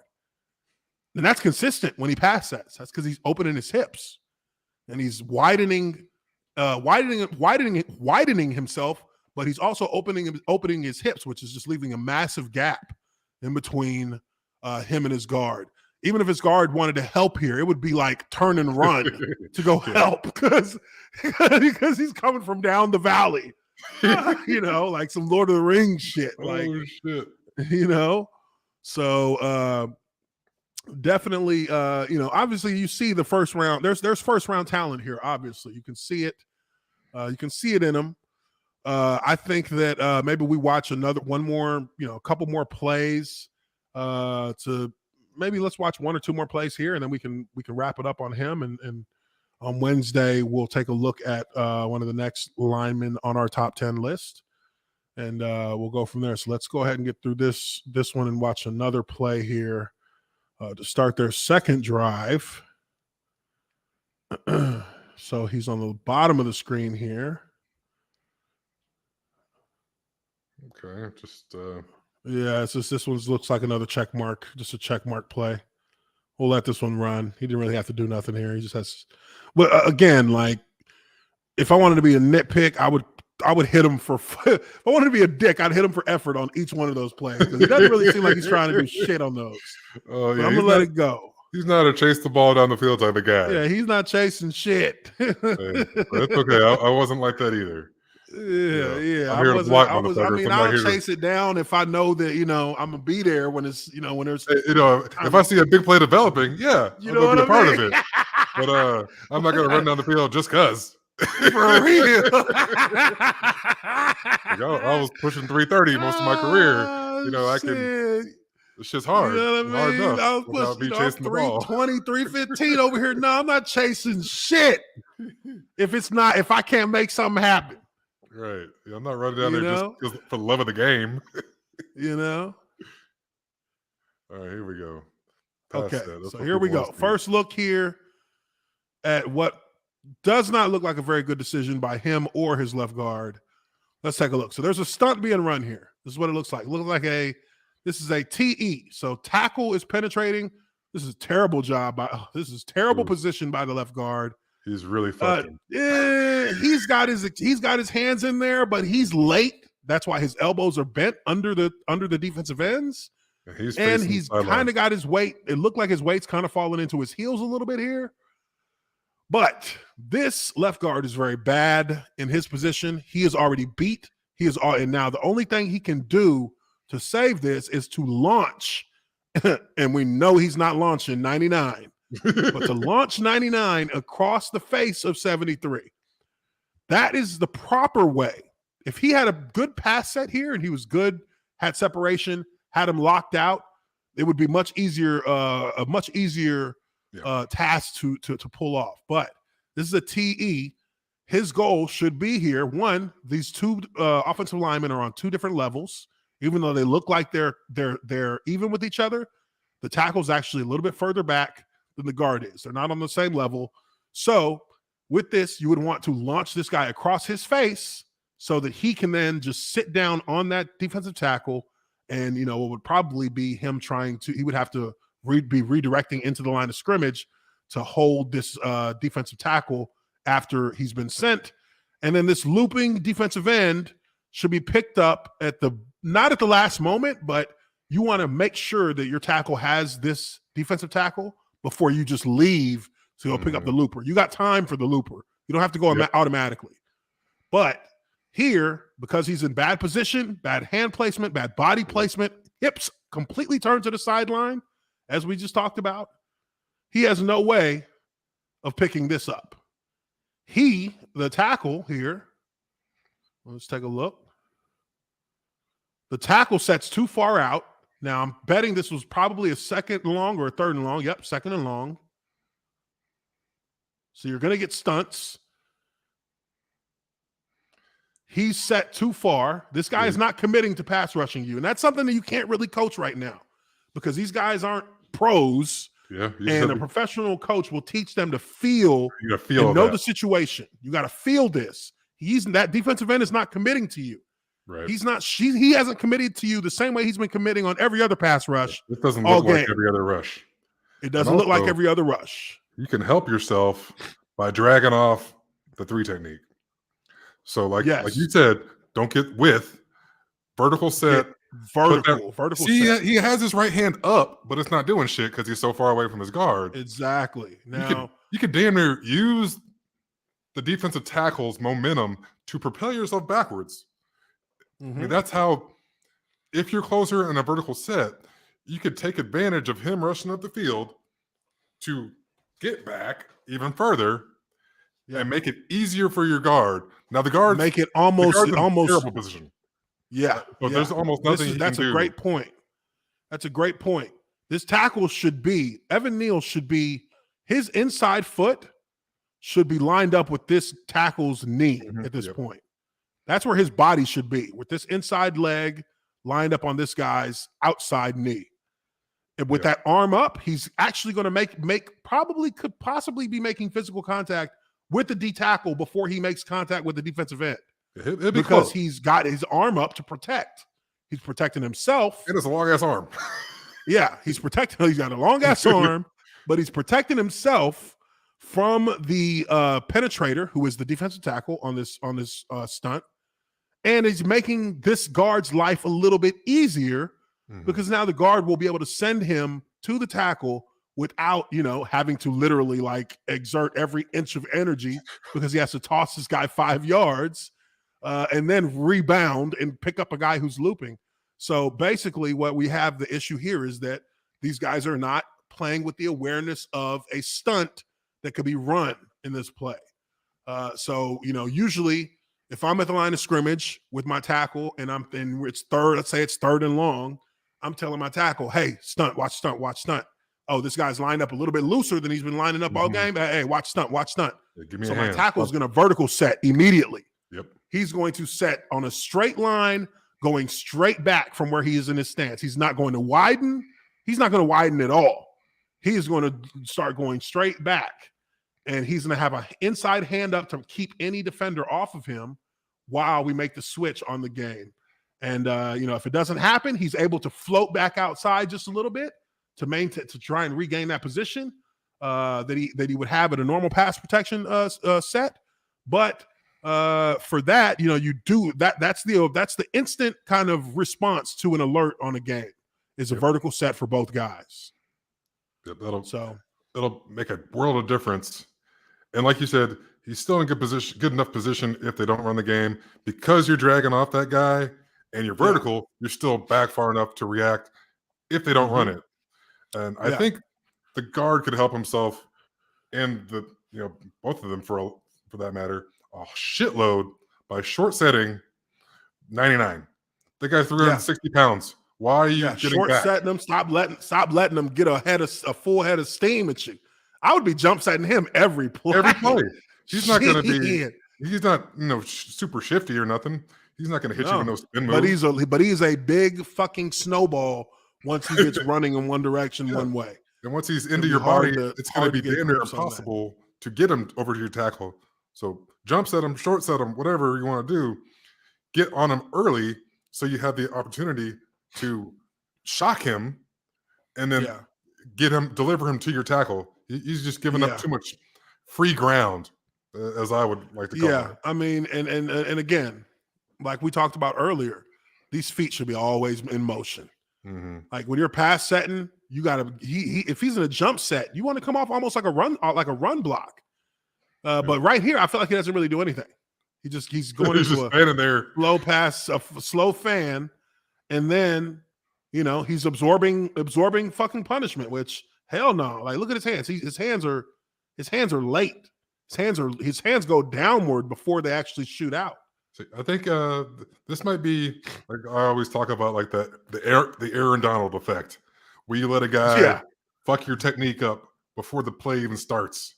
Yeah, he's already fucked you, mind fucked you before you even start. I'd be willing to bet that number 70 doesn't play like this week in and week out. I would imagine that he sees this big ass human being across from him. Like, oh man, this guy's the great, defensive tackle, blah, blah, blah. And now I'm just going to let all my technique go to shit. Yeah. Just hanging on. I'm hanging on for dear life. That's what this looks like. Yeah. It looks like he's just hanging on. Now, at left tackle here with Evan Neal, he actually absorbs a pretty solid shock from this D end, and it knocks him back because he falls back into this. Mm-hmm. And this guy, in the league, that guy's not even going to touch him. He's going to fake like he's going to rush him, and he's gone Right. immediately. This is a decent setup here. But it is a good setup. It's still a good setup because they fade the rush and then inside.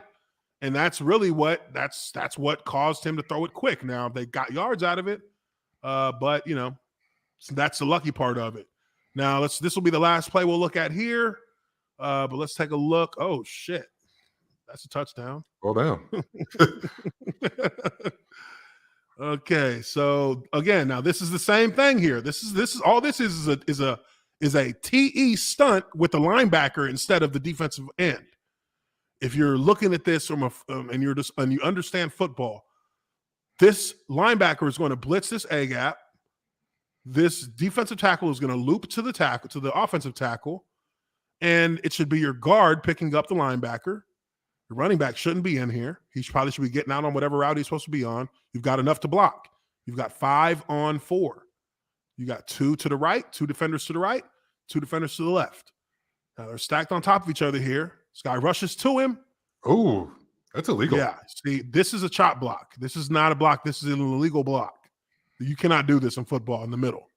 70 is engaged with the linebacker, and the running back comes in and chops him. That is a 100% illegal block. And you're going to get your own guys hurt doing this shit too.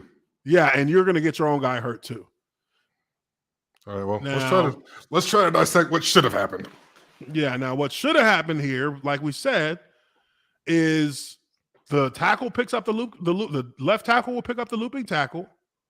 So this guy's going to 40. The left, this defensive end on the left, right inside of 19, is going to drop into coverage. Mm-hmm.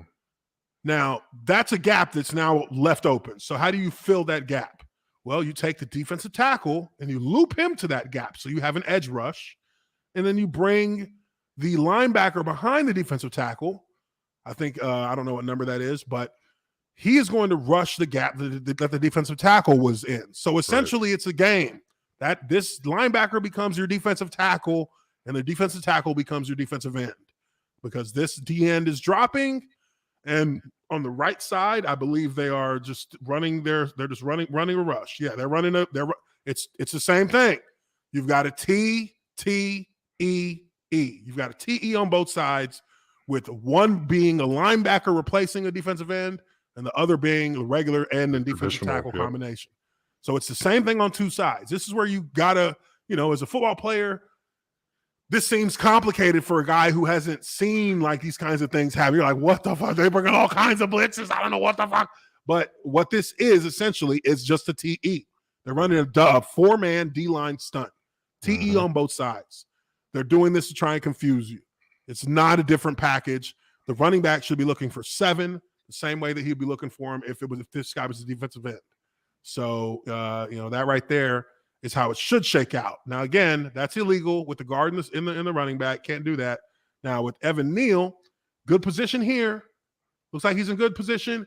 He's sitting down. He's trying to redirect. I like the way that looks. Yeah, that's a great recognition. Yeah. I mean, look how much quicker he gets. Look at how quickly he responded to that. It's a 1 technique versus a 3, so you got a little bit more time. And that guy's giving no impression. 33, I think, the end, gave no impression of rushing. So it's a little easier read for him to make. Yeah. And he has more time because the defender's coming further, to get out to that gap. But I mean, just look at the difference of he maintains his demeanor, the way his body is ready. Yeah. He looks like an athlete. He's got even faster, though. I mean, even looking at it there, I even kind of want that leg to move a little bit faster. It's like almost like a swinging gait. But no, he's got a good reaction here. Gets his hands on him, doesn't let go with that left hand, which is good. Reestablishes control with using the right hand and snatching him up. And that's a good pass protection there. Good pass protection. Yeah. Backs and inside linemen need to get on the same page. That's twice that they fucked that up. The back and the guard were having issues. And a pretty easy thing should be for the back. You got tons of time, coming back. Yeah, I mean, it should be for the back, because the back, if you're the back, you really don't want to be in there blocking blitzes anyway. Shit. Let me get my ass out on a route or something. But that's going to be it for this one, guys. We appreciate y'all for hanging out with us, checking out some film. Like I said, Wednesday we will go to the next player on the top 10 list. I'll be sure to put that in when I put up the reminder for the live stream on Wednesday. But make sure you check in with us and check out these breakdowns. These things are going to be fun. We're going to take our time. It'll be a lot more. I'm going to try and have it set up. We're going to use some telestration on the next one, because guys can't see what I'm pointing at. I want you guys to be able to see it and be able to understand, so we can draw up what it looks like on the field, what it should look like on the field, and how we want things to work. But this one was just a first run on it. Wednesday will be a lot cleaner. But we do appreciate you guys for being in here with us. We will be back on Wednesday. Hope everyone has a wonderful, motivated Monday night. And we will see you all again soon. Peace.